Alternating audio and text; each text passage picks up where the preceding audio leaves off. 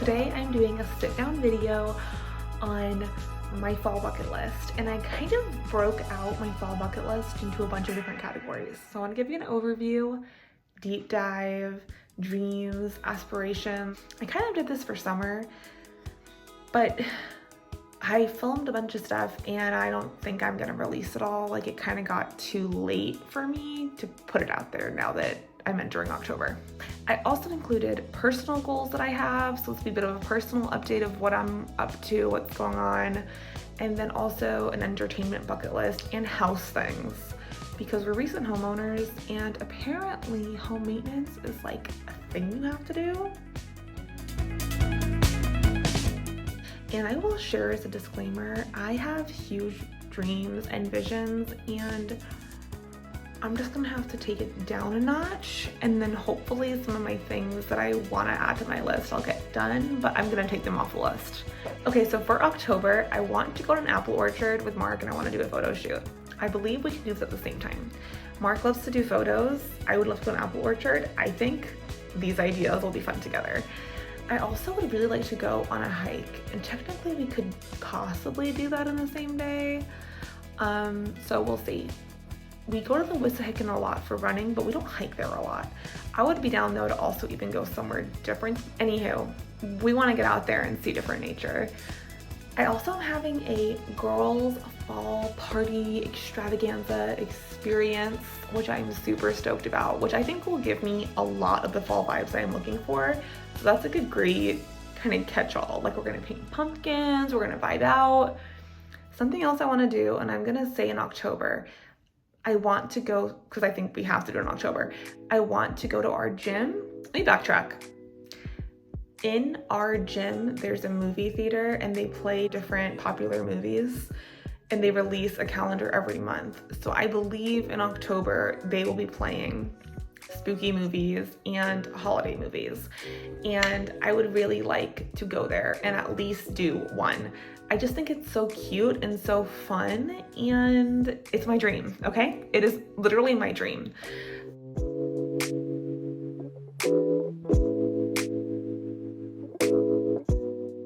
November, this is actually funny, I didn't write this down. We're supposed to run a half marathon. I'm saying supposed to because I'm starting to get nervous, but we're running a half marathon, unless my plans change.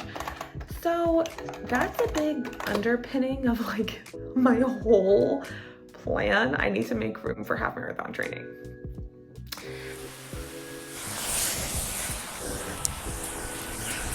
Oh, in October, this is different than a bucket list item, but we're also going to California for like a week. And then in November, I wanted to go on like even just a day trip or like a one-night trip with Mark to Bucks County, because I think it'd be fun and cute and romantic and sexy, and I want to do that with him.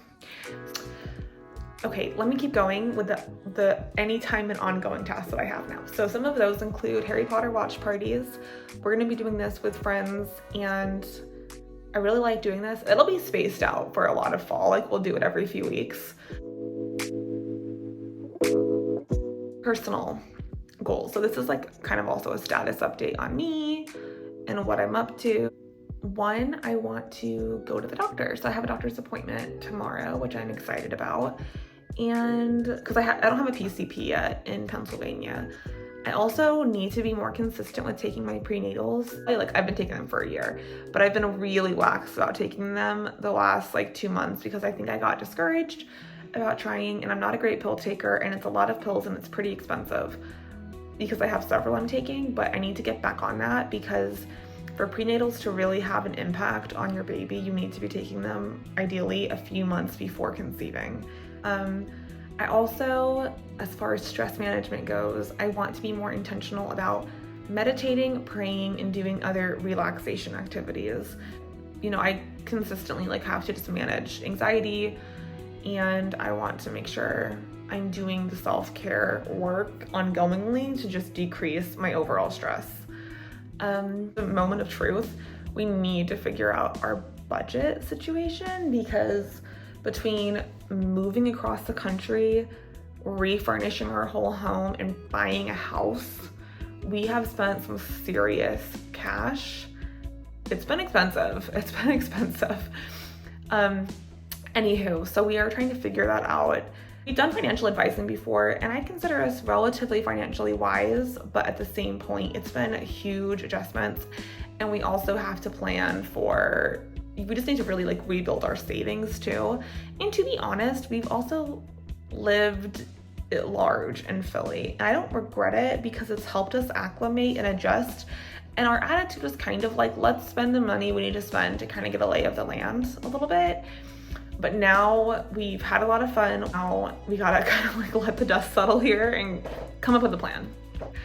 I also, personal list, just moving through this a little faster. I wanna try to clean the house. Like, I wanna be as consistent with cleaning as I can now that we have a washer and dryer. I really want us to be more on top of laundry and on top of dishes.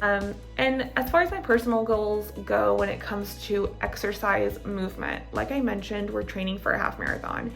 And I'm starting to feel a little bit nervous about the distance and just how far I will be able to run because I'm also doing cycling to kind of cross train. And I should probably start really switching up, like increasing the running hardcore to really build my mileage at this point. Like, I'm a little scared. On to food. I feel like I have tried to embrace food freedom and, you know, kind of a HAES model, health at every size. Don't feel like intuitive eating has really panned out for me. And some people would say that's because I haven't gone deep enough into intuitive eating. But honestly, I just think I might be a person who that approach doesn't work for. And I could go on about it forever, but I feel like hormonally, changing medications, moving, and yes, eating out a lot has really affected my weight negatively. And I think it's just okay sometimes to say like, I don't feel my best at this weight and I don't feel my most confident at this weight. And that's kind of where I'm at. So with me trying to conceive, I got a bunch of blood work done to see how I'm doing. And everything was great. My blood sugar is great, my heart rate, my blood pressure, my cholesterol, everything, my hormones, everything's really solid. But they said they still would recommend trying to lose weight before pregnancy. And sometimes I'm not totally sure how much of the evidence is based around your actual body gravity, like your weight on scale, versus how much of it is related to other things that are associated with obesity. But regardless, I want to lose weight because I do think it will make pregnancy also more comfortable. Where I'm going with this is that I think I'm going to look into doing a weight loss medication, and I'm looking at doing an oral weight loss medication. I'm going to ask my doctor about it, and I also messaged my psychiatrist about it. I do think part of my weight gain could be related to when I was feeling super depressed and when I started my medications and changing medications. But I feel like starting an oral medication that would essentially be an appetite suppressant would really help me kind of like focus in on eating nutritiously because I think my cravings are just kind of out of control. Yeah, I could go on and on about that, but I think that's probably the best thing to do because we don't want to stop trying to conceive, or at least not for a long period of time, correct? And then I think I'd like to work with a dietitian while I'm on it to try to help me really develop some sustainable behaviors so that as I would stop the medication, I would probably eat the same food in like larger quantities and be in more of a maintenance stage that's like doctor assisted. And other things I wanted to cover: books, movies, shows to watch. I want to rewatch the show Only Murderers in the Building. I love this show. I think it's super good, super cute, super funny. The first 2 seasons I watched so fast, I could definitely rewatch them and enjoy it a lot. I also really want to rewatch Stranger Things, which I love to rewatch. I rewatch Stranger Things usually before the new season comes out, but because that will be a while, I think it'd just be fun to just do a rewatch for Halloween time. And I would like to watch The Haunting of Hill House because I've never seen that and I know people love it.